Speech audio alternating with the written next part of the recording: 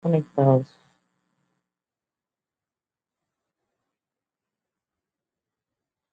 ¿Cuántos son ustedes?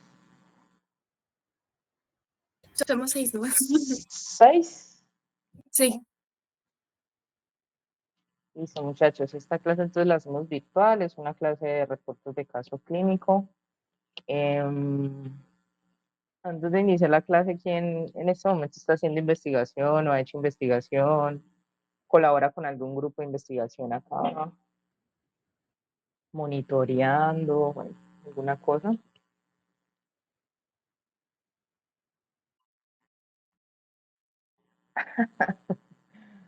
Bueno, nunca publicaste nada, Cristian. Bueno, qué pesar. Bueno, ustedes están ya en octavo semestre, entonces digamos que esta clase de 1 hora pues es un brochazo muy general sobre los reportes de caso clínico, que son publicaciones pues muy, entre comillas, sencillas de hacer. Entonces, pues a mí me gustaría como que en esta clase ustedes salieran como con algunos elementos y vieran de pronto la simplicidad un poco de lo que es hacer un reporte de caso, pues para que ustedes lo puedan escribir con algún profe de aquí, en el área que les interese, no tiene que ser medicina física y rehabilitación, ¿cierto? Pero que ustedes puedan tener una publicación, empezar a hacer los primeros pinitos en investigación y eso les da pues una ventaja cuando ustedes apliquen a residencias y entre otras cosas, pues.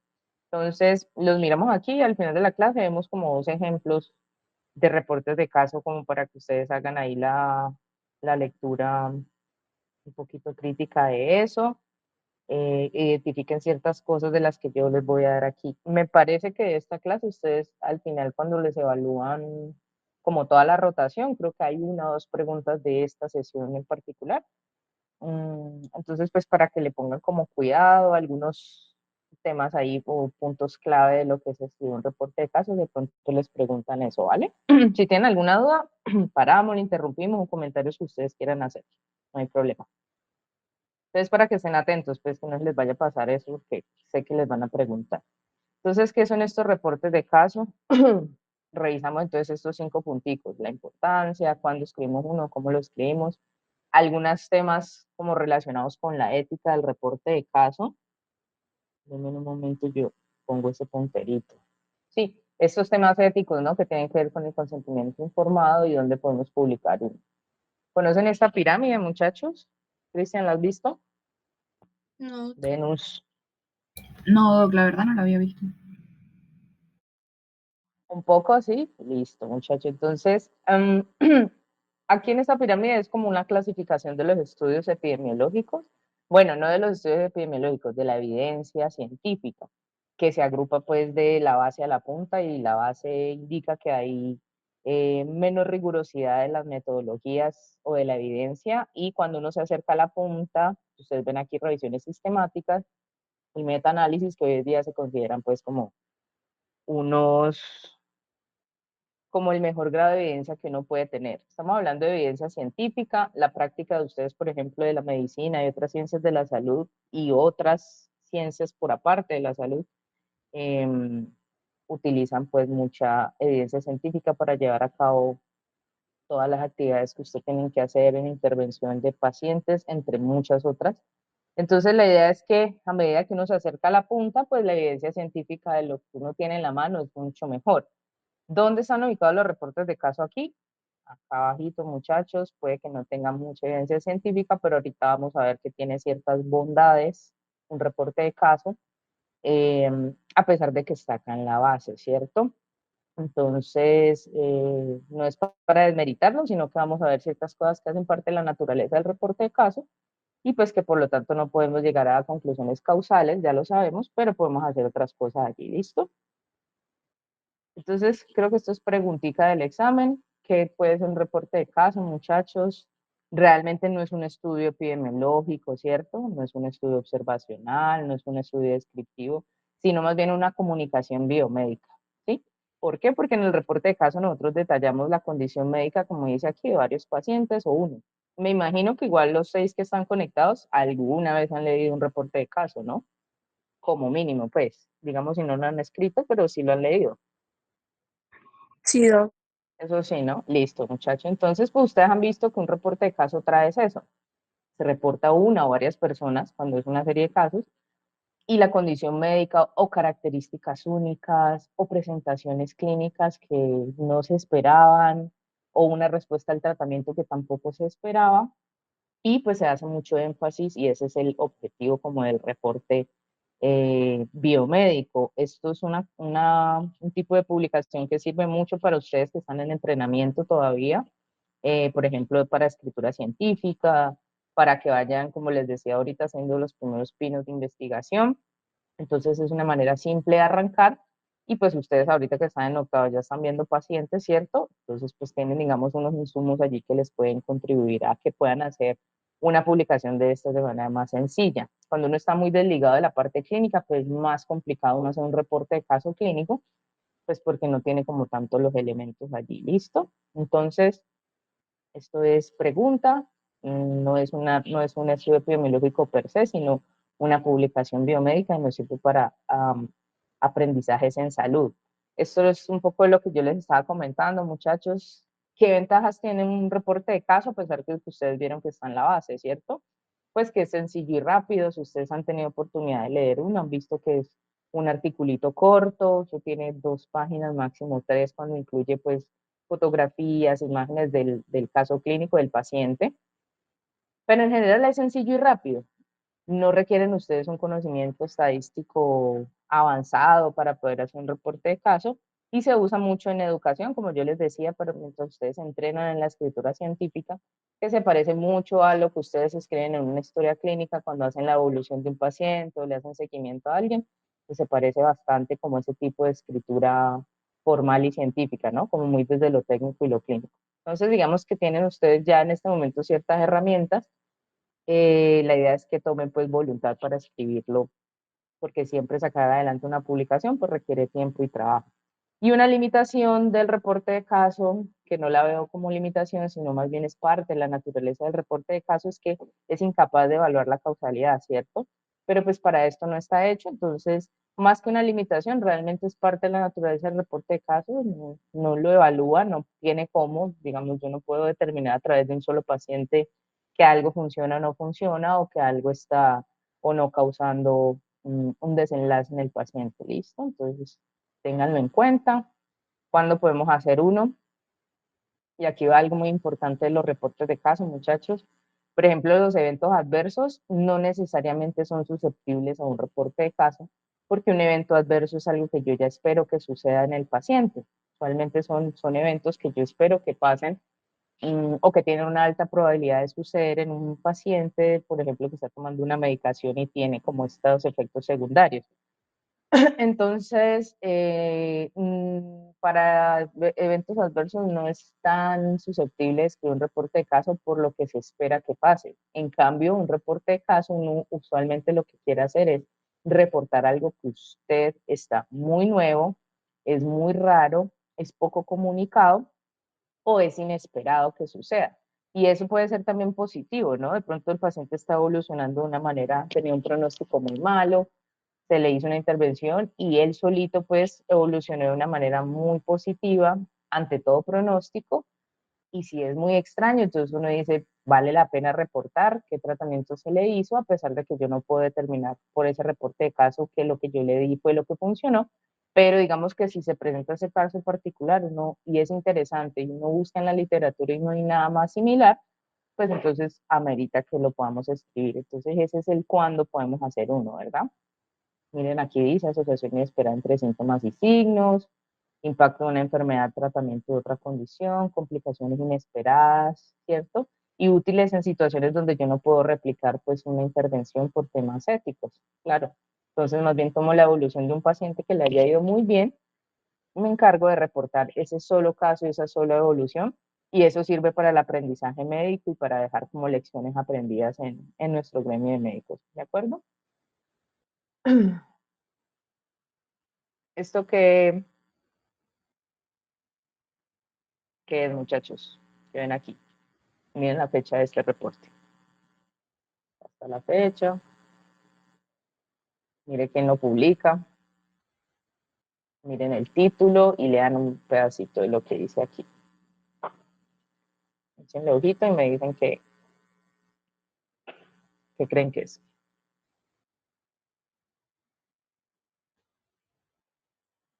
Es del 81.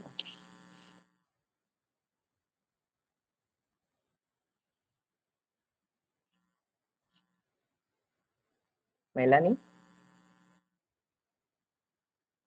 Eh, Doc, pues recordando lo que vimos en infecciosas, parece como pues un reporte de caso, pero como el inicio de todo lo que vendría siendo del virus de inmunodeficiencia. Ujú. Entonces sí, sería un reporte de caso por cómo se comenzó a descubrir esto del virus, del VIH. Ujú, de acuerdo. Es del 81. En ese momento no teníamos ningún conocimiento eh, sobre este virus, era algo muy nuevo, muy novedoso.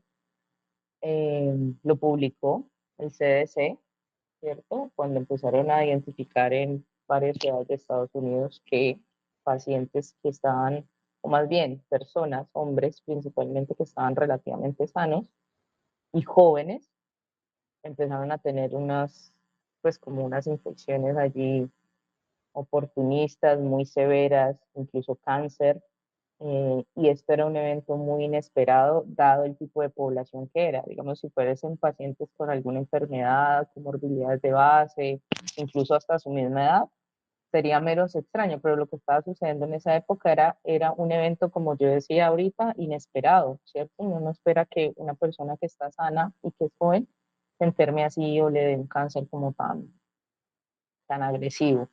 Entonces, el CDC se encargó de publicar los primeros reportes. Esto no se llamaba como tal reporte de caso, muchachos, era un reporte semanal que sacaba el CDC.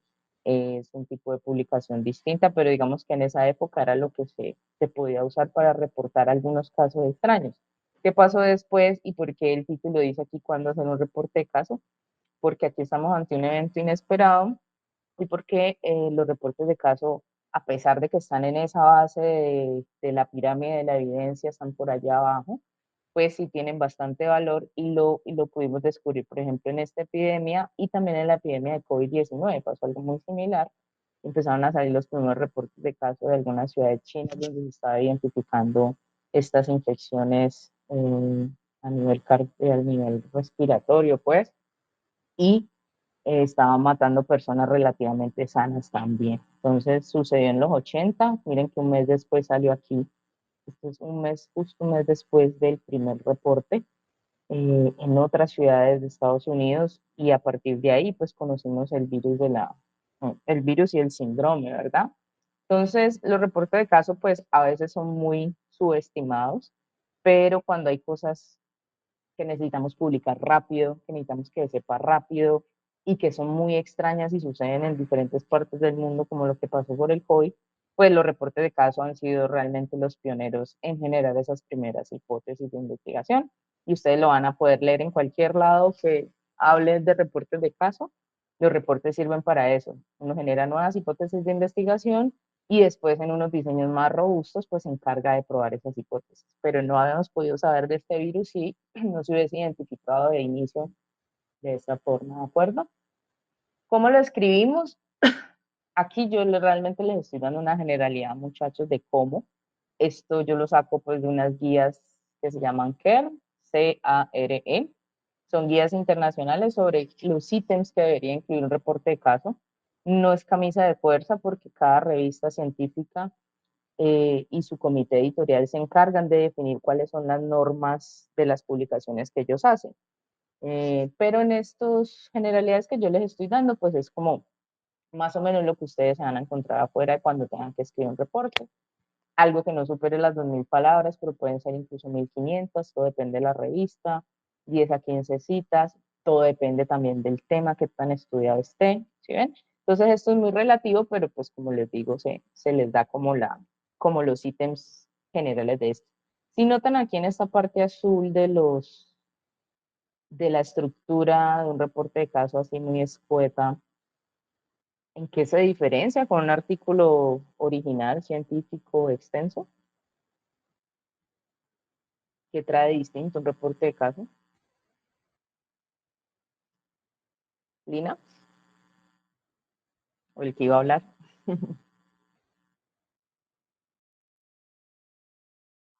De un artículo original, mire que aquí tenemos un título, una intro, descripción del caso, discusión, conclusiones. ¿Consideran que le falta algún apartado en diferencia con un artículo común y corriente, extenso, epidemiológico? Resultados. Hasta objetivos traen a veces los artículos. Entonces no tiene nada de eso. Metodología no trae porque no hay metodología en un reporte de caso. No trae resultados porque no hay resultados en un reporte de caso como tal. Pero ahorita les voy a mostrar dos ejemplos de reporte de caso para que vean que igual pues hay de todo publicado. Entonces, como les digo, esto no es camisa de fuerza. Uno puede publicar no necesariamente si tiene o no tiene esta estructura, pero digamos que si uno se quiere pegar mucho al papel, muchachos, claro, eso no debería tener un método, no debería tener un objetivo ni resultados. Y por eso decimos que los reportes de caso no requieren un conocimiento estadístico avanzado, porque realmente no lo necesitan. Incluso si ustedes tuvieran una serie de casos, pues máximo se describe uno, 10, 20 pacientes. Bueno, uno puede tener de hecho una serie de casos de más de 1000 pacientes.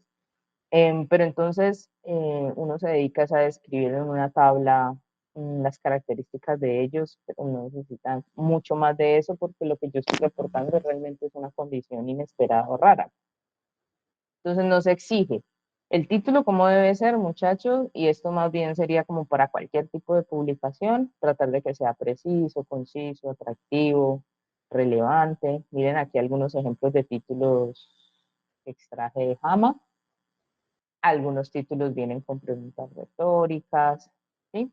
O son muy, como dice aquí, concisos. Lo que es atractivo, ¿no? Pues puede ser muy como dependiendo de la persona que lo lea, pero por ejemplo, cuando un título es así de corto y te dice, por ejemplo, acá tengo unos de New England Journal. New England Journal of Medicine tiene unos reportes de caso que también se dedican y en los títulos, yo digo que este es el atractivo porque los títulos son tan concisos que uno es como que quiere saber qué tiene la persona y abrir el documento.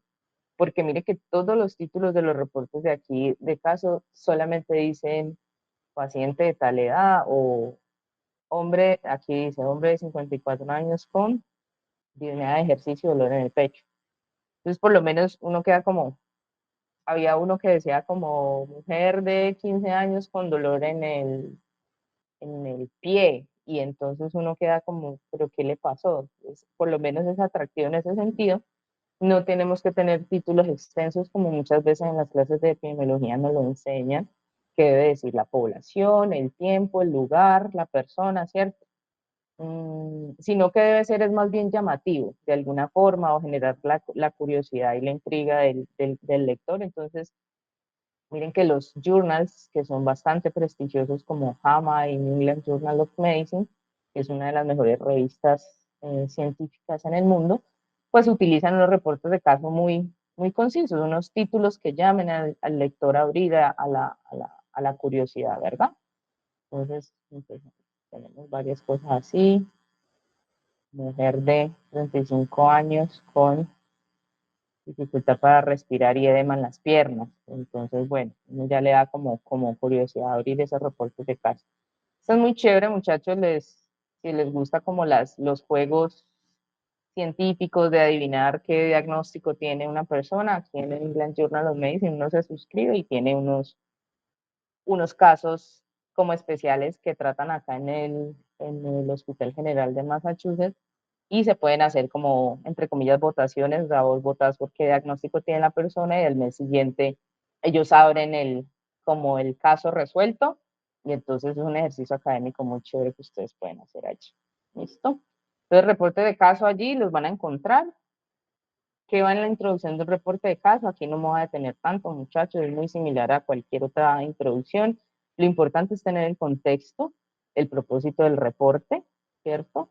Y datos importantes de por qué es importante reportar esta enfermedad, qué no se ha encontrado en esto, cifras de casos previos, procedimientos similares, etcétera. Todo depende de la naturaleza de lo que ustedes estén escribiendo. Pero digamos que aquí nos detenemos mucho. Lo que no es una introducción, no es un reporte extenso de la literatura, ojo allí. He tenido que leer reportes de caso donde,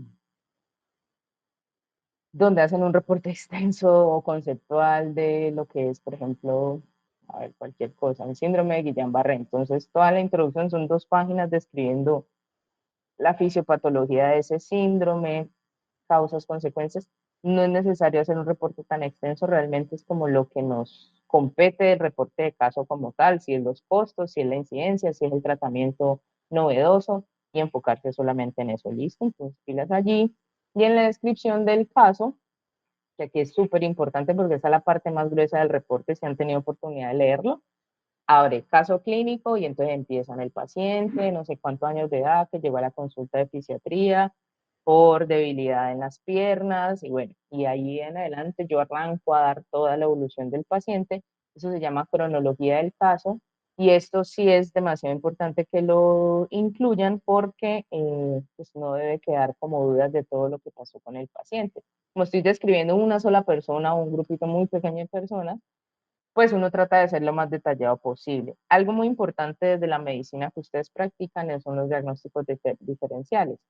Aunque en un reporte de caso no podemos hablar de validez interna y externa, que me imagino que ustedes han escuchado algo de eso en cursos de epidemiología, el reporte de caso en este caso sí perdería validez si hay dudas, por ejemplo, de cómo se llegó al diagnóstico, ¿sí?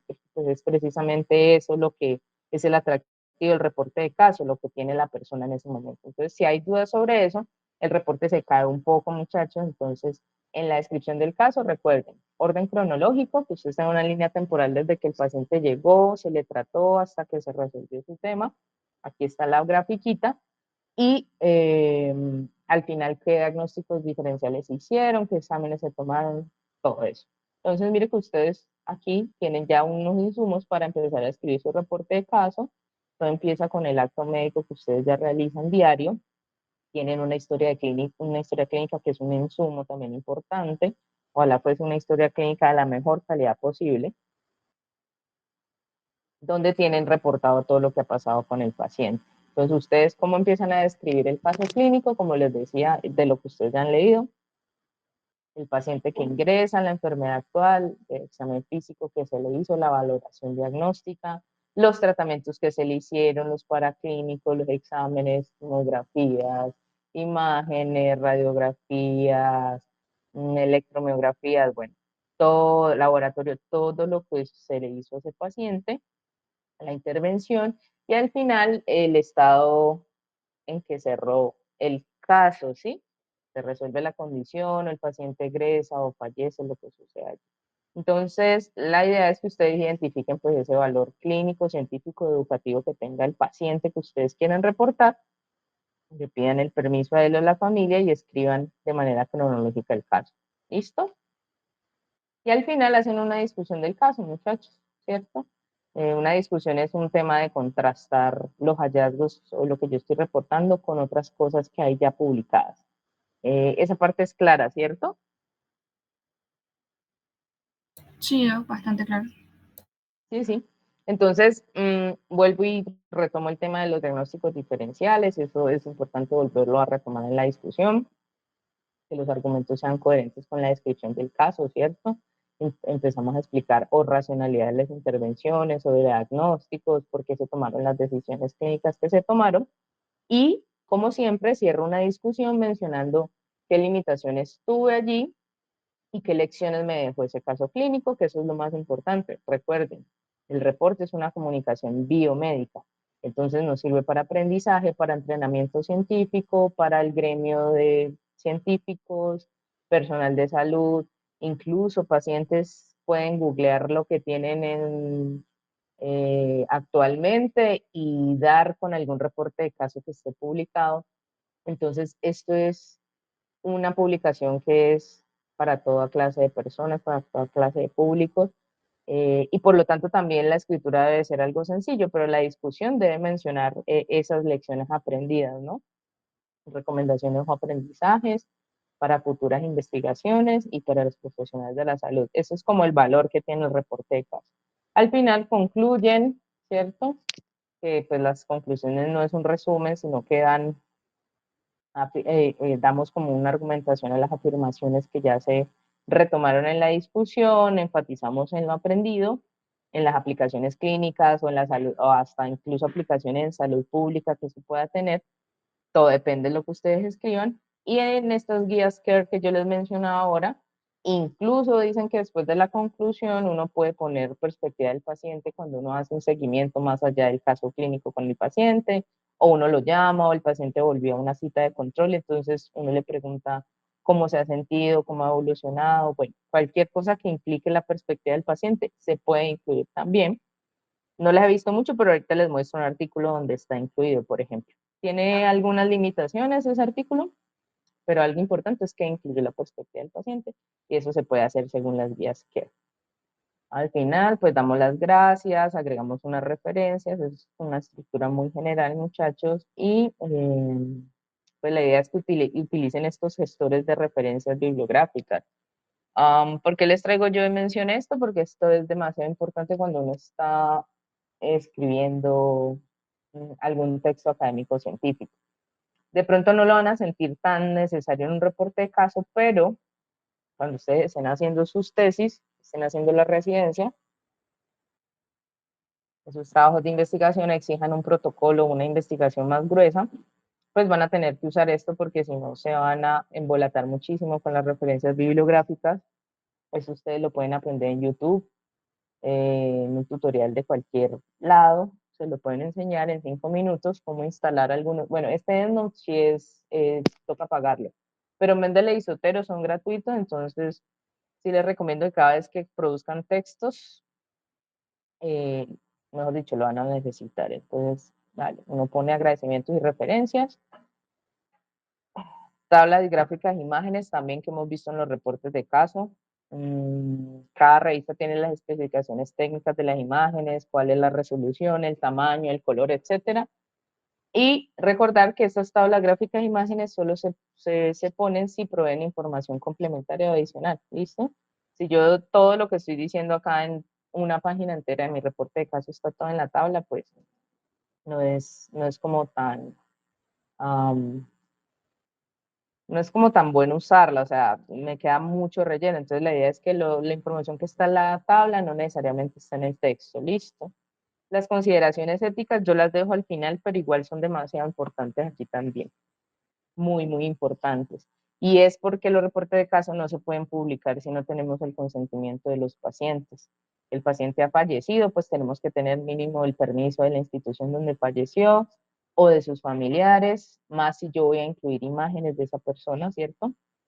Guardar siempre la confidencialidad y proteger al paciente es una cosa pues que ustedes como médicos básicamente tienen que hacer. Ese es como la directriz para cualquier cosa que ustedes hagan con las personas. Entonces, la idea es que ustedes no incluyan identificación del paciente, ni imágenes, ni siquiera las iniciales, ¿sí? Que a veces la gente cree que usando iniciales pues oculta la identidad de un paciente y no necesariamente es así.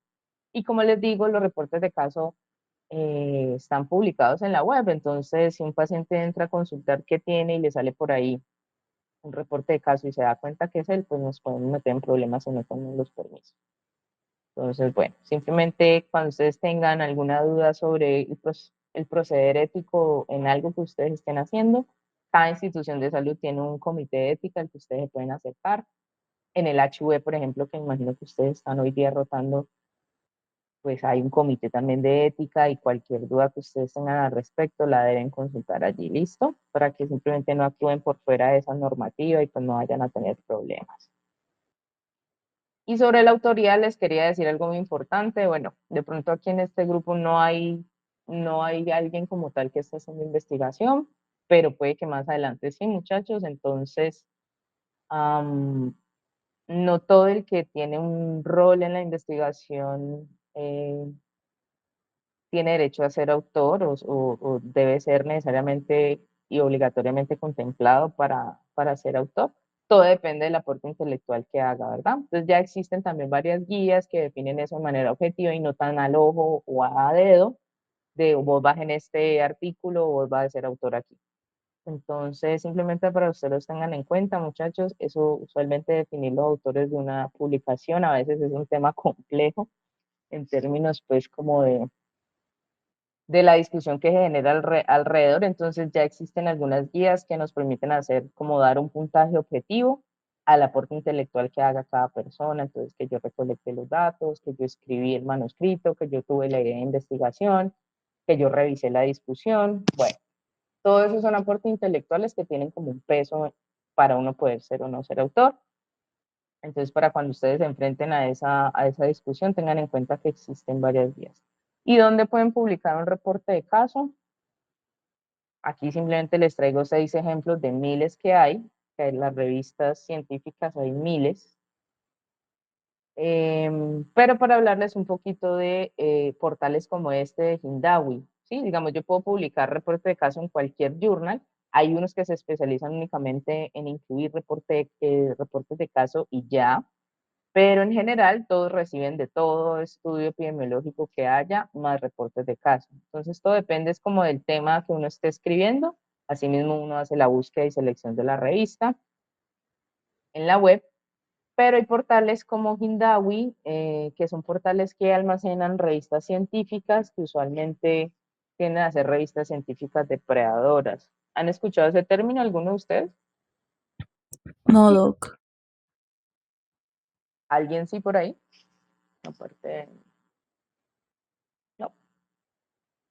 Listo, entonces, ¿qué es una revista científica depredadora? Es una revista que te cobra mucho dinero por publicar tu artículo, no hacen un proceso editorial serio, ni de revisión de pares académicos serio, y aparte te buscan para publicar todo el tiempo, entonces todo el tiempo te están poniendo correos electrónicos diciéndote que tienen un volumen especial para publicar este año y que por qué no mandas tus publicaciones o lo que tú tengas allí. Entonces esas son como esas 3 red flags de las depredadoras. Si en algún momento ustedes llegan a publicar algo, muchachos, como uno se tiene que registrar en esas plataformas, pues los datos de uno quedan disponibles para cualquier persona, ¿no? Ese acepto los términos y condiciones siempre va a ser que los datos de uno van a quedar por ahí. Entonces, inmediatamente ustedes empiezan a hacer sus primeras publicaciones, les van a empezar a llegar correos de revistas depredadoras invitándote a publicar más cosas, y las 3 red flags para que ustedes identifiquen eso es, uno, que la revista lo busque a usted, ¿sí? Eso no debe pasar, realmente uno es el que va y busca la revista de acuerdo al tema que uno quiere publicar. 2, los costos son extremadamente y excesivamente caros. Pero 3, te contestan muy rápido. Entonces, lo que yo decía del proceso editorial que no era serio, te contestan en una semana o en 2 semanas, que listo, que te van a publicar el reporte de caso, por ejemplo, que te lo van a publicar, que en 2 semanas, y no te dicen ni siquiera cámbiale una tilde, muévale esto, suba aquí, esto, ¿por qué? Sí, no hay una revisión de pares académicos. Usualmente cuando uno hace una publicación, recibe de 3 evaluadores independientes como un feedback de lo que debe mejorar, eso sí te lo aceptan, ¿no? Porque simplemente los 3 evaluadores pueden llegar al consenso de que no se publique ya y te toca buscar otra revista donde te la acepten. Pero en un proceso editorial serio, eso es lo que pasa. En un proceso editorial que no es serio, que es depredador, pues te contestan muy rápido, te dicen que sí de una y pues vos no recibís ninguna retroalimentación para mejorar tu reporte de caso. Y créanme, muchachos, que uno todo lo que escribe, si lo revisa una persona más, 2 personas más, siempre va a tener alguna observación que hacerse respecto a lo que uno haya escrito allí.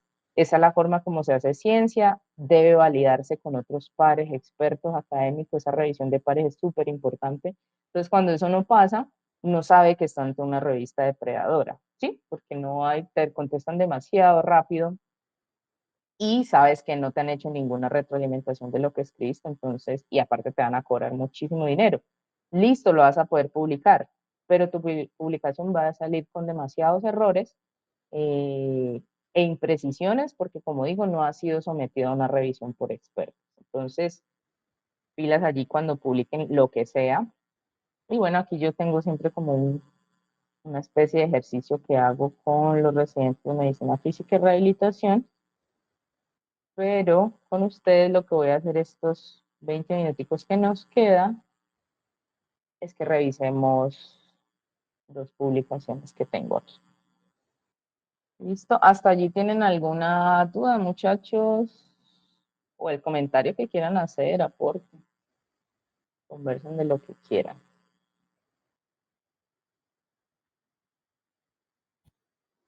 Por el momento no, Doc. Listo, muchachos. Yo creo que aquí lo alcanzan a ver, ¿cierto? Miren este reporte de caso, miren este título, para que ustedes simplemente hagan ciertos comentarios de esto.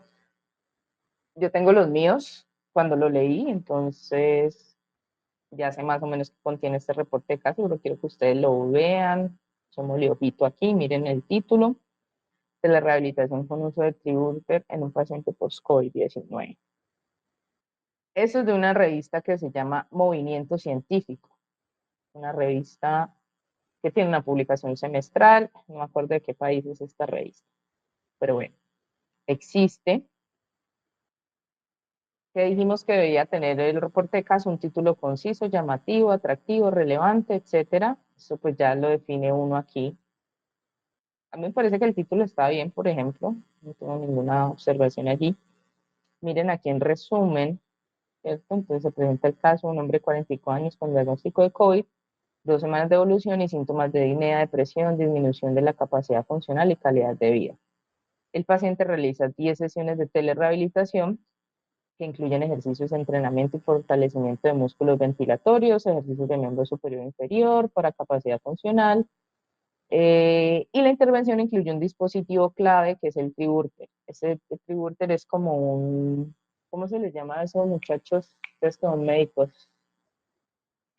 Esos que son como incentivos, que son para mejorar la ventilación y la capacidad ventilatoria. Sí, como el que hacen que es de las bolitas que ya me olvidó, como es el Trisol, creo que se llama. Entonces aquí tienen un dispositivo similar que ayuda a la rehabilitación, y lo llamativo de este reporte de casos es que lo hacen a través, pues de manera remota, lo hacen todo por telerehabilitación. Entonces, ellos querían pues destacar su dispositivo y querían destacar que a ese paciente le había ido bien utilizando eso. Entonces, aquí estamos ante algo que no se puede replicar en un estudio científico más avanzado, ¿cierto? Por términos éticos, que yo no puedo coger dos grupos y a uno darle el Triburter y al otro no, sabiendo que pues el Triburter no está probado, por ejemplo, ¿cierto? Entonces lo que hago es mostrar un solo caso de un paciente al que le fue bien, ¿listo? Entonces por ahí digamos que no hay nada fuera de lo normal. Miren que trae una intro, dijimos que la intro debería tener contexto, cifras, etcétera. Y no trae tantas cifras, trae un poco de contexto. En mi lectura crítica yo veo, por ejemplo, que esta intro no tiene tantas referencias bibliográficas, tiene tres referencias bibliográficas, cuatro, cinco, y esta la repite. Esta la repite, esta la repite. Y es bastante extensa. No es que deba haber un balance entre eso, muchachos, sino que pues si uno está dando muchos datos, está dando bastante contexto, pues uno espera que por cada argumento hayan por lo menos dos citas, cuando es algo muy importante para sustentar, ¿no? Y aquí miren, por ejemplo, el objetivo, que no sé si uno lo debe poner así, y vean este apartado que aparece aquí. ¿Qué dijimos de los reportes de caso? ¿Se acuerdan? Que eran comunicaciones biomédicas, que no eran estudios epidemiológicos. ¿Qué opinan de este apartado que está aquí?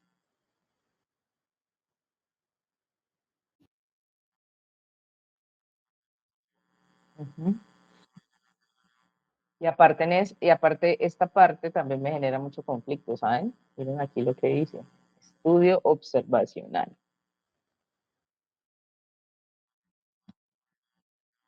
Mm. Ajá. Sí, y los estudios observacionales, si alguna vez en un curso de epidemiología ustedes vieron clasificación de estudios epidemiológicos, los observacionales, ¿cuáles son? Transversales, casos y controles, y estudios de cohortes, ¿cierto? Esa es la clasificación que se tiene desde siempre y para siempre. Según Rothman, esos son los estudios, uno de los padres de la epidemiología. Y hasta ahorita en las últimas publicaciones y ediciones de los libros de Rothman, esa es la clasificación de los estudios. Entonces es muy extraño que nos digan que un reporte de caso es un estudio observacional porque no lo es. Aparte trae metodología, como dice Cristian. Es muy raro y lo vimos ahorita que algo traiga una metodología allí y pues que aparte digan que es un estudio observacional. Entonces ahí está un poco débil el reporte de caso. Tienen su descripción del caso clínico como lo hemos visto, paciente de 41 años, esta parte está ok, muchachos, miren que él va haciendo la cronología del caso, ¿se acuerdan? Que dijimos que debíamos reportar fecha por fecha, y que el muchacho acá está, los muchachos que escriben esto están reportando fecha por fecha. Miren que incluyen algunas imágenes, de hecho, de los pacientes, esta radiografía, por ejemplo, de la neumonía multilobar. Entonces, para clínicos, el examen físico, ¿cierto? El objetivo valorar la capacidad pulmonar. Entonces, describen todo el caso, describen qué se hizo en términos de telerehabilitación con el paciente, que eso es lo que ellos quieren más destacar aquí. La PHQ-9, que fue el instrumento que utilizaron para depresión. De hecho, miren que aquí hay un error de editorial, por ejemplo. Esta escala en inglés es PHQ-9, no PQH-9. Algo que había podido notar, o algo que se nota, no digo que este no lo haya suplido su proceso editorial, pero se los digo por experiencia, cuando uno le van a publicar algo, eso le miran a uno tildes, comas, o sea, y a uno le devuelven el artículo por ahí 2 o 3 veces para que uno avale que los nombres de los autores estén bien, que todo el texto esté perfecto, limpio, sin errores. Entonces es eso, muchachos, en un proceso editorial muy serio, este tipo de cosas, por ejemplo, no se pasan de largo, ¿sí? La escala no se llama así, tiene un error allí en las siglas. Es una bobada, pero como les digo, en los procesos editoriales que son así muy rigurosos, esas cosas te hacen la observación de eso para que lo corrijan. Índice de CAPS, que creo que es para funcionalidad. Finalmente, la intervención que se hizo con el paciente. Aquí está el dispositivo este que utilizaron, el Taltriburter, ¿cierto? Para rehabilitación cardiopulmonar. Consideraciones éticas, eso está ok. No necesariamente, esto yo lo he visto más en artículos originales, ¿cierto? Este estudio tiene aval del Comité de Ética de no sé dónde, y entonces a todos los pacientes se les pide el consentimiento, etc. Pero aquí es muy exótico porque es como una combinación entre reporte de caso y artículo original, entonces, bueno.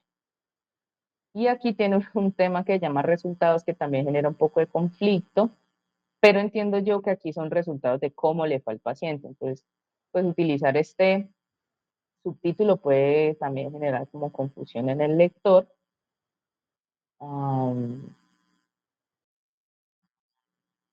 No, es cómo le fue al paciente. Para mí todo este pedazo que hemos leído es el caso, la descripción del caso clínico. Desde aquí, mira, reporte de caso. Entonces aquí todo lo que pasa con el paciente, la cronología, cómo le va, cómo se recupera, ¿se acuerdan que lo vimos en la línea temporal? Es la descripción del caso clínico como tal. Lo que pasa es que él hace unos subtítulos que ni siquiera son como tan subtítulos porque yo veo que la jerarquía de este título es más grande que la de acá, por ejemplo, ¿cierto? Pero supongamos que él viene dentro del mismo descripción del caso. Yo lo pondría así, yo no hubiera puesto ese subtítulo de resultados, por ejemplo, sino toda la evolución del paciente. ¿Quién iba a decir algo? Ajá, con confianza pueden abrir el micrófono, muchachos. Y entonces aquí miren que incluye cómo le fue en cada sesión, hizo 10 sesiones, cómo estaba la saturación de oxígeno en cada una de las sesiones, que iba para arriba. Eso está chévere, digamos, incluir las tablas, las figuras, como decimos, nos está dando información adicional, por lo menos este seguimiento está bonito, ¿sí? Tiene ciertos pecados el reporte de caso, como lo hemos dicho, y tiene ciertas cosas que también son buenas, como incluir estas grafiquitas, son chéveres para entender cómo fue la evolución del paciente. Y finalmente eso es lo que ellos quieren reportar, ¿no? Por lo mismo ponen los resultados del cuestionario del PHQ-9, que según mi criterio no sería tan relevante ponerlo así, sino decir en qué progresó y en qué avanzó de la puntuación inicial a la puntuación final. Uno lo puede decir en 4 líneas, pero digamos que ellos querían como darle como ese, mostrar cómo la ve el paciente pregunta por pregunta de la escala. Eso no está mal, pero digamos, ya depende como del estilo del autor y si la revista se lo acepta así o no. El de Katz también, cómo le fue antes y después. Y al final la discusión, muchachos, la discusión que contrasta, por aquí dice terapia física, bueno, otras intervenciones que se han hecho, dime, de manera Por remota. ejemplo, eso que usted decía, bueno, que mencionaba las diapositivas, pues yo lo leí, no sé si, que decía que era como de 2000 palabras, por ejemplo, en este caso, por Ujú, ahí pasaron. Entonces, ¿eso es estricto o...?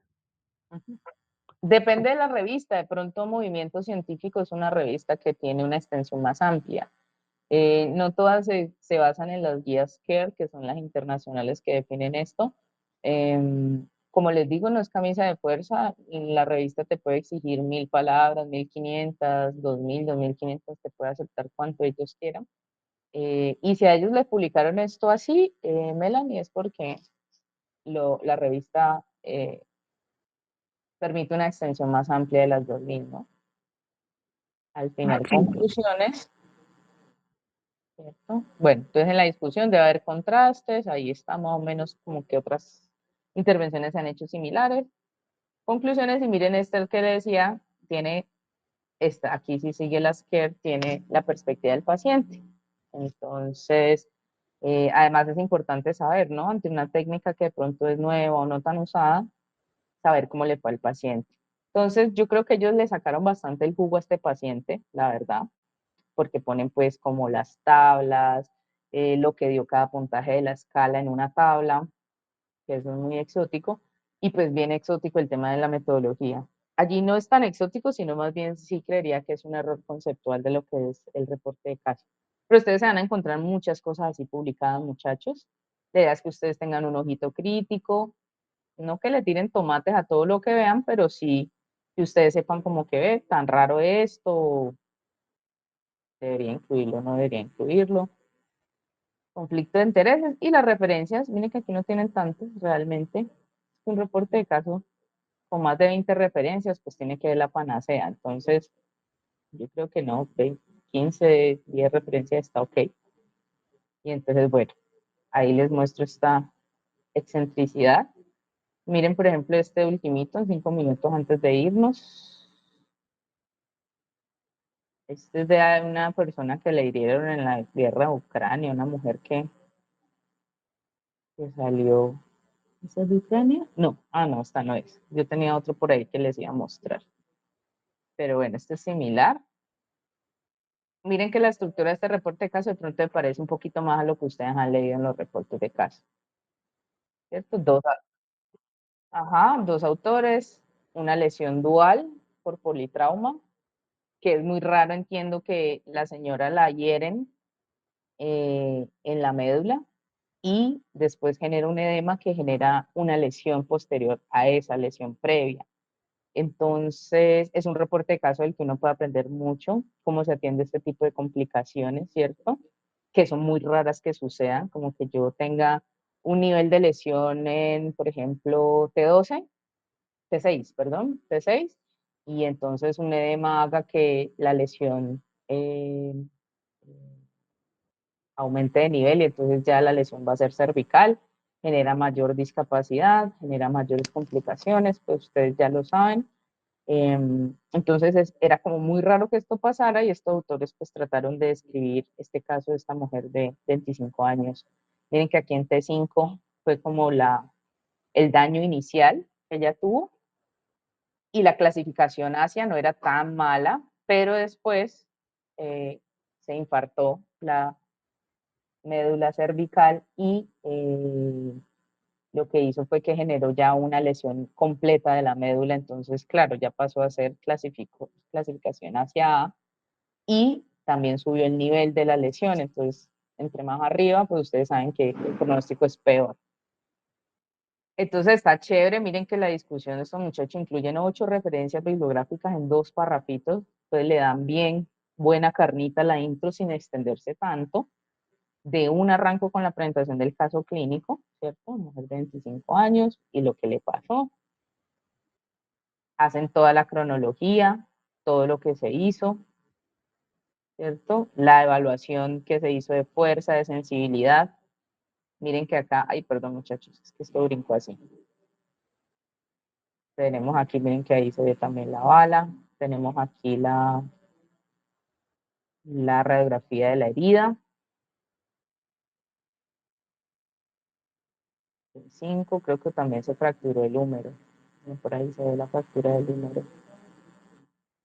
Y después lo que sucede con ella es que la médula se infarta y le da este edema a nivel cervical. Entonces, y lo peor es que pues la lesión que era incompleta en médula ahorita es completa y es un ACA. Entonces, pues ellos hablan de todos los desafíos que tuvieron que sortear con la paciente. Y finalmente la discusión, muchachos, ¿cierto? ¿Qué se hizo con ellos? Takeaway points, ¿cierto? ¿Cuáles fueron los desafíos tratando esto y manejando esa complicación que era muy rara que pasara? Entonces miren que este se pega un poquito más como a la estructura que vimos de reporte de caso, mucho más convencional. 11 referencias y chao. Dice nada más. ¿Listo? Pues bueno, muchachos, la clase ha sido como para que ustedes vean que, miren, por ejemplo, este tiene 2 paginitas nomás, Melanie, este sí está bien conciso, cortico. Sí, Doc, más. 3 páginas donde yo puedo leer todos los desafíos que pasaron con ellos, no tengo que extender tanto. Yo entiendo que el otro, en el que vimos, ellos necesitaban destacar cómo fue la evolución del paciente con su dispositivo nuevo, ¿cierto? Entonces, tiene su valor, claro que sí, tiene su valor. Pero digamos que no se pega tanto al papel. Este sí es un poquito más la estructura de reporte que hemos leído.